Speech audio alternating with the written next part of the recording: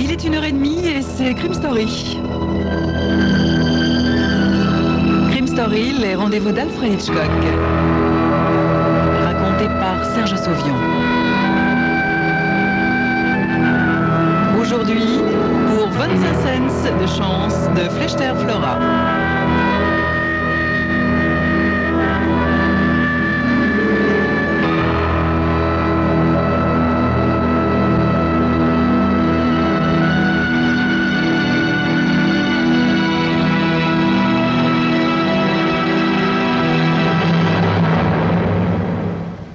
Le lieutenant Bob Fuller et le sergent détective Joseph Marcus gravissent les quelques marches du perron de la petite maison de briques. Fuller sonne.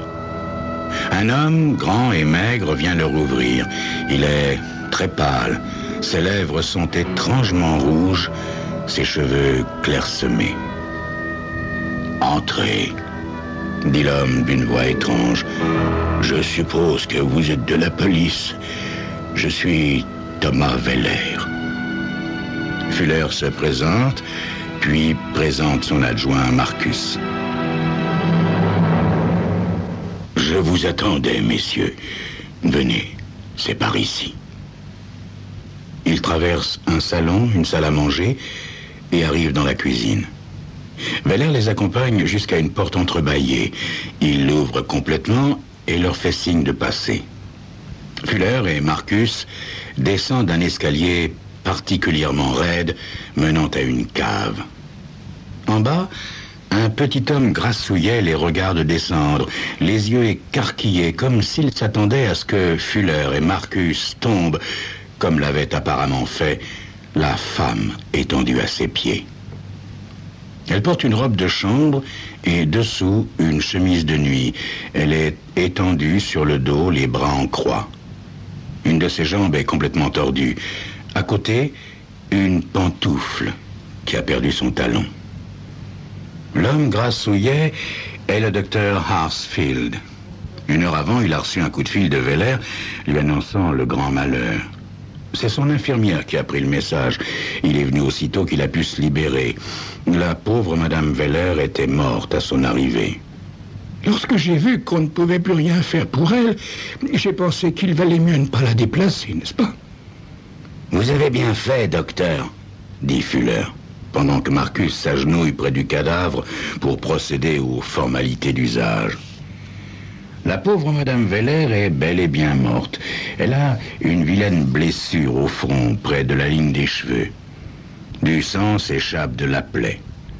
Glissant les doigts sous la tête de la victime, Marcus peut détecter l'endroit où elle a reçu le choc. La tête est dans une étrange position par rapport au corps. La nuque doit être brisée. Son visage, pâle dans la mort, devait être tout aussi pâle lorsqu'elle était en vie. « Sale truc », lâche Marcus. « Sale truc. »« Plaît-il » demande le médecin. « Ses pantoufles », ajoute Marcus en désignant la pantoufle au talon cassé. « On peut pas marcher avec ça. »« Vous croyez qu'elle a trébuché dans l'escalier » demande le docteur Hartfield. « À vrai dire, je pensais à autre chose. »« Quoi ?» demande Fuller. « Eh bien, je suis le médecin des Weller. Madame Weller souffrait de vertige. »« Oui, je vois, » dit Fuller. « C'est pas un endroit pour avoir des vertiges, c'est sûr.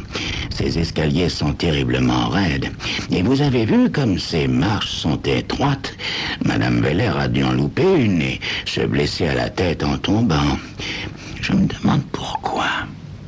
Oui, je me demande pourquoi elle descendait l'escalier. » « Elle devait avoir besoin de quelque chose qui était à la cave, » dit Harsfield. « Oui, mais elle n'était pas habillée. En général, quand les femmes sortent de leur lit le matin, elles ne se précipitent pas à la cave. Vous croyez pas, docteur? Si au moins elle pouvait parler, ajoute Marcus. Le bon docteur Harsfield trouve ces dernières paroles d'un goût douteux. « Bon, écoutez, moi j'ai fait mon travail, je dois retourner à l'hôpital. Messieurs, C'est bon, docteur, ajoute Fuller. Le légiste va arriver. Il se chargera aussi de l'autopsie. Au revoir et merci, docteur. Il saisit sa trousse et disparaît dans l'escalier de la mort. Qu'en pensez-vous, Marcus? Demande Fuller, maintenant qu'ils sont seuls. Ah, je vous vois venir, lance Marcus. Vous pensez à un meurtre, n'est-ce pas? Si nous allions bavarder un instant avec ce pauvre monsieur Veller, dit Fuller. Et les deux hommes remontent précautionneusement l'escalier de la cave. Thomas Veller est assis, les coudes sur la table de la cuisine. Une bonne odeur de café frais envahit la pièce. Vous en voulez, lieutenant? Non, merci, pas moi, dit Fuller, pensif. Et elle s'est élevée avant moi ce matin pour le préparer. Elle ne le fera plus. Veller plonge le nez dans son bol de café. Elle avait commencé à le préparer? Demande Fuller. Apparemment non, lieutenant. J'ai trouvé la cafetière dans le buffet. Mais pourquoi me posez-vous cette question? Elle s'est donc dirigée directement vers l'escalier de la cave. C'est étrange, dit Fuller. D'habitude, quand les gens se lèvent, ils préparent le café. C'est en quelque sorte une coutume nationale. Oui, et elle le faisait d'habitude. Elle mettait le café en route et ensuite elle préparait le reste du petit déjeuner. Monsieur Veller, est-ce que votre femme faisait des conserves de confiture? Non, lieutenant. Pas de chance de ce côté-là. Ma femme fait des confitures et elle range toujours les pots à la cave. Tant pis. Mais bon, vous pourrez peut-être nous aider sur d'autres points, monsieur Veller. Votre femme venait toujours avant vous dans la cuisine pour préparer le petit déjeuner? Oui, lieutenant, tous les jours, sauf le dimanche. Elle préparait tout pendant que je faisais ma toilette. Voyez-vous, j'aime arriver à mon travail de bonne heure. Hein? Et quel est votre travail, monsieur Veller? Je suis commerçant, lieutenant. Je possède un magasin de chaussures. Monsieur Veller, quand votre femme est tombée dans l'escalier, vous avez dû entendre un cri. Oui, lieutenant, oui. J'étais sous la douche. J'ai enfilé un peignoir à toute vitesse et je suis venu voir ce qui se passait. Je l'ai trouvée, comme vous l'avez vu, en bas des escaliers de la cave. Avez-vous pensé qu'elle était morte lorsque vous l'avez trouvée, monsieur Veller? Je ne savais pas, non. Je n'ai pas osé la déplacer. J'ai toujours entendu dire qu'il ne fallait pas bouger quelqu'un de blessé. Je suis allé chercher une couverture et ensuite je suis resté auprès d'elle en essayant en vain de la faire parler. Fuller et Marcus regardent Veller. Fuller se dit qu'il n'aime pas cet homme. Il ne sait pas pourquoi, mais ce type ne lui plaît pas. Il n'aime ni son visage trop pâle, ni ses lèvres trop rouges, ni cette voix. Monsieur Veller, avez-vous des enfants? Non, lieutenant, non. Ethel et moi n'étions mariés que depuis 1 an à peine. C'était mon 2e mariage, mais voyez-vous, j'ai près de 60 ans. Ma première femme était très différente d'Ethel. Elle avait 6 ans de moins que moi, alors qu'Ethel en avait 2 de plus, n'est-ce pas? Dottie, ma première femme, était très jolie et très infidèle. À l'époque, voyez-vous, j'étais représentant, donc toujours en déplacement pour mon travail. J'habitais une autre ville. Dottie en profitait pour s'amuser. Un jour, elle est partie avec un homme. Je ne l'ai jamais revu. J'ai obtenu le divorce sans difficulté. Je suis venu m'installer ici. Je ne voulais pas faire de la représentation jusqu'à la fin de mes jours, voyez-vous. Je voulais repartir à zéro. Quelle était cette ville, monsieur Veller? Cadmus, un petit patelin à environ 200 kilomètres d'ici.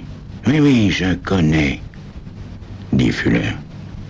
Et Madame Veller avait été mariée avant? Non, lieutenant, quand je l'ai connue, elle vendait des gants au supermarché qui se trouve à côté de mon magasin. C'était une sorte de vieille fille, voyez-vous, simple et honnête. Après Dottie, j'avais besoin d'une femme comme elle. Cet homme a l'air sincère, mais rien à faire. Fuller ne l'aime pas, même s'il se dit que c'est parfaitement injuste. Monsieur Veller, il faut que je vous pose quelques questions, disons, personnelles. Je vous en prie, lieutenant, c'est normal. Voilà. Monsieur Veller, votre femme, la seconde, était-elle heureuse avec vous? Ah, je peux dire que oui, lieutenant, et cela sans me vanter. Pour elle, voyez-vous, j'étais une sorte de prince charmant. Hein? Et vous, monsieur Veller, est-ce que vous étiez heureux avec elle? Je vous ai déjà raconté de quoi je sortais, lieutenant, et elle me convenait parfaitement. Est-ce que votre femme avait de l'argent, monsieur Veller? Mon Dieu, $100 d'économie. Vous savez, elle était vendeuse. Elle avait toujours vécu sur son petit salaire. Bien, monsieur Veller. Eh bien, on va vous laisser. Le légiste va sûrement arriver dans peu de temps. Merci, monsieur Veller. Fuller et Marcus se lèvent et, après une bonne poignée de main, quittent la maison de Veller. Le légiste a confirmé la thèse de l'accident. Cependant, toutes les blessures auraient pu être faites avant sa chute. Fuller décide d'aller faire un tour à Cadmus.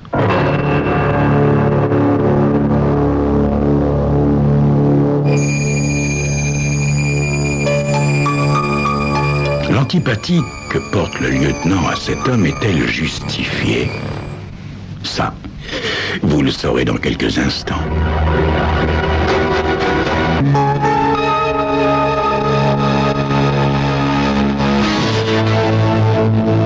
Le nouveau chef de la police de Cadmus s'appelle Carl Kincaid. Un nom qui va bien avec la rigidité du personnage, avec son attitude militaire et sa tenue impeccable. Voilà, explique Fuller. Je suis ici à titre, confidentiel. Je cherche des renseignements sur un homme qui a vécu ici, un nommé Thomas Veller. Il a quitté Cadmus il y a environ une vingtaine de mois. Sa femme l'avait quitté pour partir avec un autre homme. Oui, je me souviens de cette affaire, mais j'étais pas encore en poste. C'était mon prédécesseur, Albert Robert, qui pourra sûrement vous aider. Il est maintenant à la retraite. Il habite Coblos Lane. Fuller note l'adresse, remet son chapeau, après avoir raconté à Kincaid que la nouvelle épouse de Veller est morte dans un escalier de cave. Le Fat Fairs est un restaurant économique. Les deux hommes y déjeunent presque en silence, chacun préoccupé par ses propres problèmes. En sortant, Marcus marque une halte devant le distributeur de cigarettes. Il cherche de la monnaie dans sa poche, compte et recompte sa ferraille. « Lieutenant, vous auriez pas 25 cents à me prêter ?» Celui-ci jette un coup d'œil sur la monnaie dans la main de Marcus. « Mais vous les avez, les 25 cents, là ?»« Oui, non, mais je ne dépense jamais cette pièce, c'est mon porte-bonheur. Ah, je peux la reconnaître rien qu'en la touchant dans ma poche. Je l'ai depuis des années. » Fuller lui tend 25 cents d'assez mauvaise grâce. « Tenez, voilà. » Ils sortent. Fuller se dirige vers le palais de justice pour y consulter le registre foncier. L'histoire des 25 cents vient de lui donner une idée géniale. Fuller rend visite à une certaine Madame Petrie, la plus proche voisine de Thomas Veller. La femme est bavarde. Fuller repart satisfait. Il se rend à son bureau. Là, confortablement installé dans son fauteuil préféré, les yeux fermés, il récapitule ce qu'il a appris dans la journée. Le 2 mars 1965, Thomas Veller a acheté sa maison. C'est ce que lui a appris le registre foncier cet après-midi. Il l'avait acheté avant que quoi que ce soit ne soit arrivé. Le 8 mars, Weller prend la route. Dottie disparaît ce jour-là, ou cette nuit-là. Le 15 mars, Weller signale sa disparition. Ni le bon Robert, ni Kincaid ne poussent les recherches trop loin. Sloan et Dottie ont bien disparu, mais rien ne prouve qu'ils soient partis ensemble. Dans les 6 mois qui suivent, Weller remplit les formalités du divorce, vend sa maison, puis quitte son emploi. Mais en fait, depuis le 2 mars, date de l'acquisition de la maison, Weller s'en occupe activement. La voisine, Madame Petrie, a bien remarqué que le nouveau venu vient toutes les semaines entretenir le jardin. Puis, Weller vient définitivement s'installer dans la ville. Il ouvre son magasin de chaussures et se remarie. Sa seconde femme meurt 14 mois après leur mariage. De nombreuses questions tournent dans la tête de Fuller, mais une revient sans cesse. Comment Dottie et Sloan ont-ils quitté Cadmus? Ils n'avaient pas de voiture. S'ils avaient pris un bus ou le train, on les aurait vus. Avaient-ils un complice dans leur fuite? Fuller met son chapeau et sort. Accompagné de Marcus, il va rendre visite à Thomas Weller. Il le trouve au fond de son jardin, en train de rêvasser. « Nous vous dérangeons, monsieur Weller ?» « Non, je somnolais, je dors si mal la nuit, surtout depuis, voyez-vous. » Oui, monsieur Weller. Vous savez, je suis allé faire un petit tour à Cadmus pour en savoir un peu plus sur votre première épouse et sur sa fuite. Et j'arrive pas à comprendre comment Sloan et elle se sont enfuis sans voiture et sans qu'aucun témoin ne les voie prendre un train ou un autobus. Alors, je voulais vous demander si, par hasard, ce serait pas vous qui les auriez conduits hors de la ville, après les avoir tués, bien sûr. « Mais vous êtes fou, lieutenant !» dit Weller, pâlissant légèrement. « Vraiment ?» dit Fuller. « Attendez, monsieur Weller, attendez, j'ai pas fini mon histoire. Le lundi 8 mars 1965, vous partez comme d'habitude, mais ce lundi-là, vous ne partez pas travailler, disons, en fin de journée, vous revenez chez vous et là, vous trouvez votre femme et son amant dans votre lit. Sloan n'était pas prévu au programme. Vous ne comptiez tuer que votre femme. Alors, sa présence vous complique un peu la vie, voyez. Vous le tuez, prenez la clé de sa chambre, disons que vous avez de la chance, vous allez chez lui sans être vu, vous prenez ses affaires et vous emmenez les corps. Où? Nous le trouverons, ça. Mais ça nous ferait gagner du temps si vous nous disiez où vous les avez enterrés, monsieur Weller. Vous dites n'importe quoi, lieutenant. Monsieur Weller, vous avez acheté cette maison le 2 mars 1965, c'est-à-dire environ une semaine avant que votre femme ne vous quitte. Ce qui signifie que vous aviez déjà décidé de partir. Vous aviez soigneusement prémédité ce meurtre. Weller reste muet. Voyez-vous, monsieur Weller, c'est grâce à Marcus que j'ai pensé que vous aviez enterré les corps dans votre jardin. Marcus a une pièce porte-bonheur qui ne le quitte jamais. Il l'a toujours sous la main, dans sa poche. Alors je me suis dit que le meilleur endroit pour cacher un corps, et même 2 corps, c'est le plus près de soi. Voyez? Le plus près de soi. En ce qui vous concerne, le plus près de vous, c'est votre jardin. Ils sont enterrés chacun d'un côté de l'allée. Lâcha avait l'air tristement. C'est seulement dans la voiture qui ramène Marcus et Fuller vers leur bureau que Marcus demande « Et vous croyez qu'il a tué aussi sa seconde femme ?» Oui, mais là, voyez-vous, Marcus est à regret. Il l'a tuée parce qu'elle parlait trop. Je vous explique. Torturée par ce double meurtre, Weller faisait des cauchemars et il parlait pendant son sommeil, tout haut. C'est comme ça que la seconde Madame Weller a su ce qu'il avait fait. Morte d'inquiétude, elle s'était confiée à sa voisine, Madame Petrie. Et elle s'est certainement coupée. Alors Weller a compris et dans un moment de folie, il l'a assommée, puis il l'a fait rouler dans l'escalier de la cave. Beau boulot, lâche Marcus, admiratif. Vous savez, Marcus, 25 cents chacun. Vous pour la chance, moi pour le boulot.